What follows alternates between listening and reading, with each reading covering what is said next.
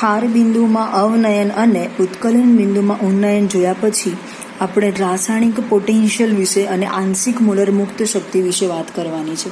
તો રાસાયણિક પોટેન્શિયલ અને આંશિક મોલર મુક્ત શક્તિ જે છે થર્મોડાયનેમિક્સના ગુણધર્મો જેવા કે આંતરિક શક્તિ એટલે કે ઈ, એન્ટ્રોપી જેને એસ વડે દર્શાવવામાં આવે છે, એન્થાલ્પી જેને કેપિટલ એચ વડે દર્શાવવામાં આવે છે, મહત્તમ કાર્યવિધેય જેને એ તરીકે દર્શાવવામાં આવે છે અને ગ્રીપ્સ મુક્ત શક્તિ જેને જી વડે દર્શાવવામાં આવે છે વગેરે મૂલ્યો પ્રણાલીનો જથ્થો બદલાય છે. એટલે કે આ બધા જ જથ્થાત્મક ગુણધર્મો છે એવી રીતે આપણે ઓળખી શકીએ. આપણે અગાઉ જથ્થાત્મક ગુણધર્મો, માત્રાત્મક ગુણધર્મો વિશે ભણી ગયા છીએ. દળ, કદ, ઘનતા વગેરે ગુણધર્મોને માત્રાત્મક ગુણધર્મો તરીકે ઓળખવામાં આવે છે. બે અથવા વધારે ઘટકો ધરાવતી કેટલીક પ્રણાલીના ઘટકો મોલની સંખ્યામાં ફેરફાર થાય છે. બે અથવા વધારે ઘટકો ધરાવતી કેટલીક પ્રણાલીના ઘટકોમાં મોલની સંખ્યામાં ફેરફાર થાય છે. આથી પ્રણાલીના જથ્થા પર આધારિત હોય એવા ઉપરોક્ત ગુણધર્મોના સમીકરણમાં થોડો ફેરફાર જરૂરી બને છે. આવી પરિસ્થિતિમાં મુક્ત શક્તિ વિધેય ફક્ત તાપમાન અને દબાણ પર આધારિત ન રહેતા પ્રણાલીમાં હાજર રહેલા ઘટકોના મોલની સંખ્યા પર આધારિત છે. તો આને આપણે મુક્ત શક્તિ જી માટે જો આપણે સમીકરણ મેળવવું હોય તો capital G is equal to F કૌંસમાં તાપમાન, દબાણ, મોલ માટે N1, N2 અને Ni. તો પ્રણાલીનું તાપમાન અને દબાણ T અને P વડે દર્શાવવામાં આવે છે. N1, N2, N3 up to Ni થી લઈ અને મોલની સંખ્યા વડે દર્શાવવામાં આવે છે. તો N1 અને N2 up to Ni is equal to capital N જે છે એ કુલ મોલની સંખ્યા તરીકે આપણે લઈએ છીએ. હવે જો તાપમાન અને દબાણ ઘટકોના મોલની સંખ્યામાં થોડો ફેરફાર થાય તો મુક્ત શક્તિના થતો ફેરફાર જે છે dg તરીકે ઓળખવામાં આવે છે. જો તાપમાન અને દબાણના ઘટકોમાં મોલની સંખ્યામાં થોડો ઘણો ફેરફાર થાય તો અહીંયા જીમાં જે થતો ફેરફાર છે એને ડીજી તરીકે ઓળખવામાં આવે છે. તો પછી ડીજી માટે આ સમીકરણ લખવું હોય તો એને ડીજી ડિવાઇડેડ બાય ડીટી પી અને એન. જ્યારે દબાણ માટે તમે ગણતરી કરતા હોવ ત્યારે મોલની સંખ્યા અને તાપમાન માટે ગણતરી કરતા હોવ ત્યારે દબાણ અને મોલની સંખ્યાને અચળ રાખવાની છે. જ્યારે દબાણ માટે ગણતરી કરતા હોવ ત્યારે તાપમાન અને મોલની સંખ્યાને અચળ રાખવાની છે. જ્યારે મોલની સંખ્યા માટે ગણતરી કરતા હોય ત્યારે તાપમાન અને દબાણને અચળ રાખવાનું છે. તો આપણું મુક્ત શક્તિમાં થતા ફેરફારવાળું સમીકરણ આ પ્રમાણે મેળવી શકાય. DG is equal to DG divided by DT P N DT plus DG divided by DP TP dot DP plus DG divided by D એન1 ટીપી N1 માટે ગણતરી કરી છે એટલે N2 થી લઈ અને Ni સુધી dN1 સાપેક્ષમાં plus DG divided by DNI dot DNI TP N1 N2 up to Ni minus 1 એ પ્રમાણેનું સમીકરણ આપણને પ્રાપ્ત થાય છે. એમાં જે DG divided by DNI TP N1 N2 જે છે એને આપણે આંશિક મોલર મુક્ત શક્તિ GI12 તરીકે ઓળખવામાં આવે છે. આંશિક મોલર મુક્ત શક્તિ GI12 તરીકે ઓળખવામાં આવે છે. એ જે સમીકરણ છે એ સમીકરણ માટે આપણે આગળ વાત કરીએ કે એક્ઝેક્ટ પ્રોપર GI12 માટે કેવું સમીકરણ મળે તો GI12 is equal to DG divided by DNI TP N1 અને N2. બધા જ પદોથી આપણે વાકેફ છીએ. ખાલી આ ચોક્કસ સમીકરણને સમજવા માટે આપણે આંશિક મોલર મુક્ત શક્તિની જ્યારે ગણતરી કરવાની હોય ત્યારે આ બધાના મૂલ્યો આપણને આપેલા હોય તો એના ઉપરથી આપણે ગણતરી કરી શકીએ છીએ. હવે વાત છે રાસાયણિક પોટેન્શિયલ કોને કહેવાય. તો સૌ પ્રથમ ગિબ્સ નામના વૈજ્ઞાનિકે આંશિક મોલર મુક્ત શક્તિ માટે રાસાયણિક પોટેન્શિયલ મ્યુ માટેનો અભ્યાસ કરેલો છે. તો મ્યુ જે છે એ શબ્દ રાસાયણિક પોટેન્શિયલ માટેની સંજ્ઞા તરીકે વપરાય છે.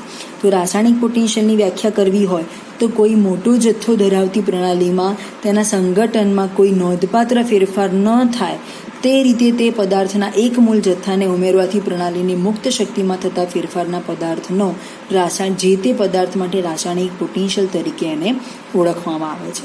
તો જે અહીંયા આપણને સમીકરણ 2 અગાઉ મળ્યું એ રાસાયણિક પોટેન્શિયલના સંદર્ભમાં આપણે આ રીતે લખી શકીએ. D G is equal to capital small d G divided by d T P n as it is પદ છે. ફક્ત ખાલી રાસાયણિક પોટેન્શિયલને આપણે અંદર એડ કરવાના છે કે પ્લસ મ્યુ1 dN1 પ્લસ મ્યુ2 dN2 અપ ટુ મ્યુઆઈ dNi તરીકે મળે છે. જ્યાં મ્યુ1, મ્યુ2, મ્યુ3 વગેરે જે ઘટક છે અનુક્રમે ઘટક 1, 2, 3ના રાસાયણિક પોટેન્શિયલના મૂલ્યો આપણને પ્રાપ્ત થાય છે. તો જો તાપમાન અને દબાણ અચળ રાખવામાં આવે તો શું પ્રક્રિયા થાય? તો તાપમાન અને દબાણ અચળ હોય તો આ બંને પદો જે છે નીકળી જાય અને ડીજી ઇઝ ઇક્વલ ટુ આપણને આ જ પદ ખાલી મળે. તો ડીજી ઇઝ ઇક્વલ ટુ તાપમાન અને દબાણ જો અચળ રાખવામાં આવે તો એના બરાબર આપણને ખાલી μ1 dN1 plus μ2 dN2 plus μi dNi આપણને ખાલી પ્રાપ્ત થશે.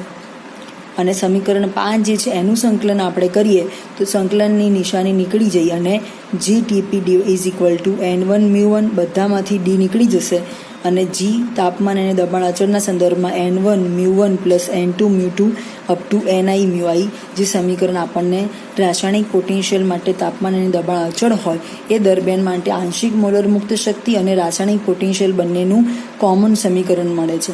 ઘણી વખત એવું પૂછાય છે કે ગિબ્સ ઉર્જા અને રાસાયણિક પોટેન્શિયલ માટેનું સમીકરણ આપો તો એના માટે આપણે આ સમીકરણ લખી શકીએ છીએ.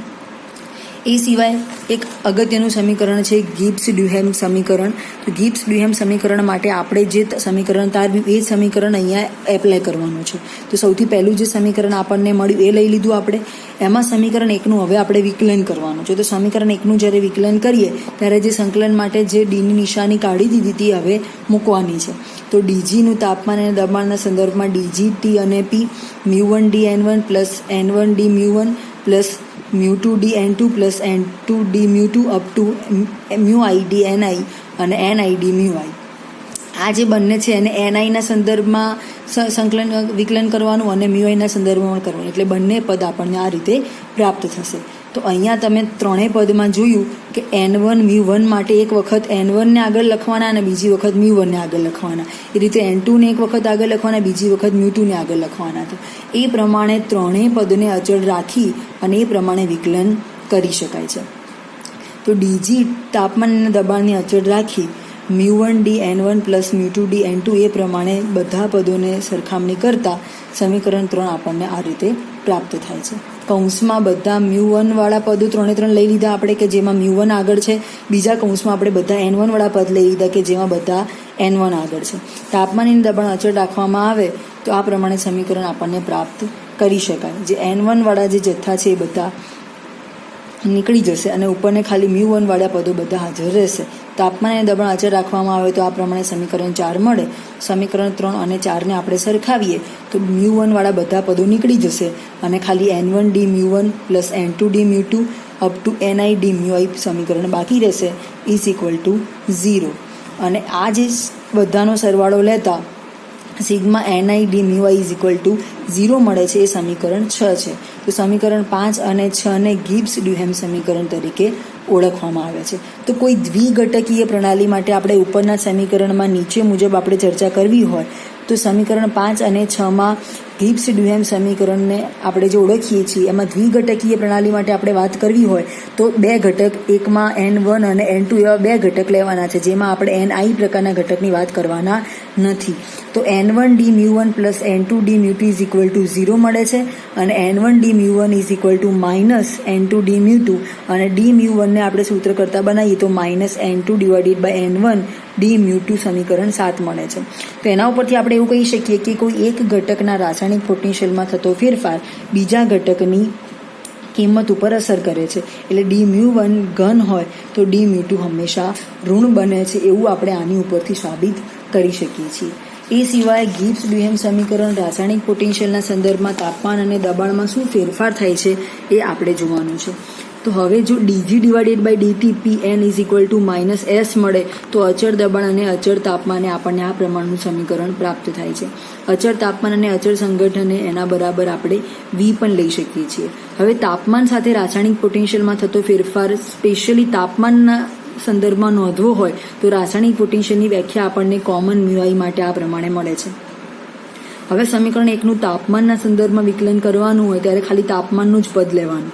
d2g એક ઓલરેડી એક d આપણને આપેલો છે, ફરી વિકલન કરીએ એટલે એક ડીના એક એડ થાય એટલે d2g divided by dni dot dt. દબાણ અચળ છે N1 N2 up to d μi divided by dt મળે છે. એમાં પણ P અને N1 N2 અપ ટુ અચળ છે. એના સંદર્ભમાં આપણે dg divided by dt Pn1 up to N2 is equal to minus S અગાઉ આપણે જોઈ ગયા છીએ. આ જે કિંમત છે સમીકરણ 3 એને N1ના સંદર્ભમાં આપણે એનું વિકલન કરીએ તો આપણને નીચે પ્રમાણે કિંમત મળે. તો તો આના માટેનું ફરી વિકલન કરવું હોય તો આના માટે d2g મળે /dt.dni મળે ઇઝ ઇક્વલ ટુ -s માટેનું વિકલન આપણને -ds/dni અપ ટુ pn1n2 આ રીતે મળે છે. હવે સમીકરણ 2 અને 4ને સરખાવીએ. સમીકરણ 2માં આપણે જોઈ શકીએ છીએ કે d2g dni up to dt વાળું સમીકરણ છે અને અહીંયા d મ્યુ i એટલે મ્યુ i નું વિકલન કરેલું છે. તો બંને સમીકરણને આપણે સરખાવતા કોમન જે સમીકરણ છે d2g વાળું પદ નીકળી જશે એટલે આપણને આ બે સમીકરણો પ્રાપ્ત થાય છે. એ બંને સમીકરણને આ રીતે લખતા સમીકરણ 5 મળે છે. સમીકરણ 5 પરથી આપણે d mu i /dt pn1 up to n2 માટે અગાઉ આપણે જોઈએ પ્રમાણે -si બાર પ્રકારનો આપણને ઘટક મળે છે કે જેમાં ઘટકની આંશિક મોલર એન્ટ્રોપી જે છે એને આ રીતે SI બાર તરીકે ઓળખવામાં આવે છે. S જે સિમ્બોલ છે એન્ટ્રોપી માટે છે. એન્ટ્રોપીને વ્યાખ્યાયિત કરવી હોય તો કોઈ પણ પદાર્થનો અવ્યવસ્થાનો માપદંડ, કોઈ પણ રિએક્શન મિકેનિઝમનો અવ્યવસ્થાનો માપદંડ એટલે એન્ટ્રોપી.